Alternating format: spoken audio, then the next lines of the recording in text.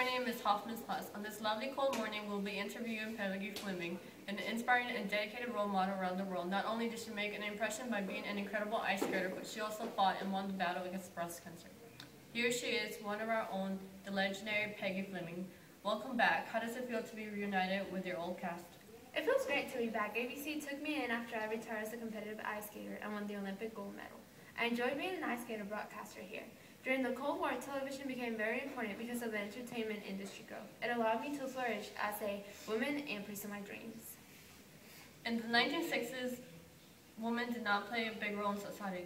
Nevertheless, the entertaining industry. What or who helped you and kept you going to pursue your dreams?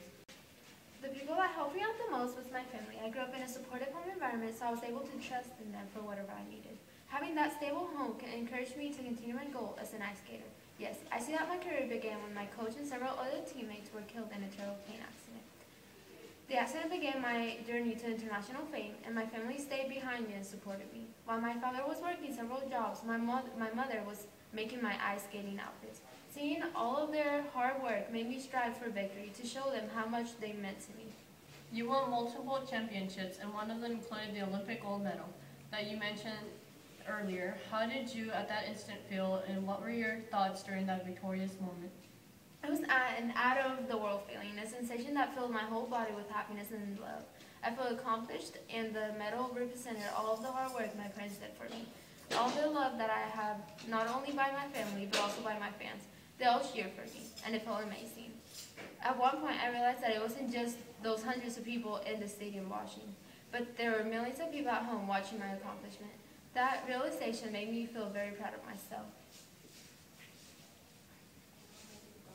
I can only imagine how proud your parents were. How did the people respond to your achievements? In the era that we're in, you see that women didn't have much rights. And I think that's what made me a role model, to not just women, but also young ladies out there. Having television, one may think that the world has in common. I was able to give millions of women faith that one day they could make something of themselves.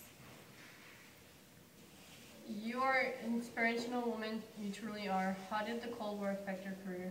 I think that considering what we were going through during that time and the horrible war going on at the time, people were able to separate me and my country and view me as an individual. No one befriended me because I was from the United States. Having that support just kept me going.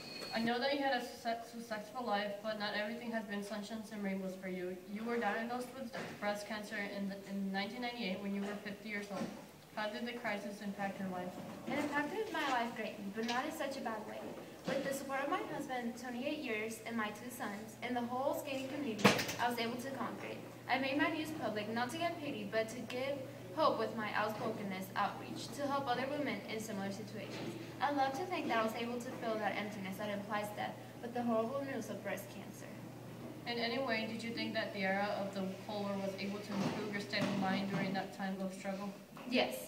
By seeing all the struggle that my family went through back then, giving me strength and fulfilling my dreams, I was able to use that as my inspiration to fight for my life. Yet, in a way, America was my role model to fight this war.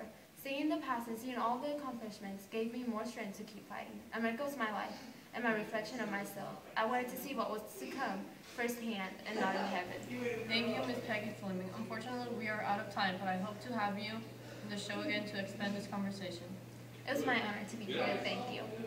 Today, you were able to see a little of what is inside of the wonderful woman. Tune in to the next show tomorrow at 10. Goodbye and have a lovely day.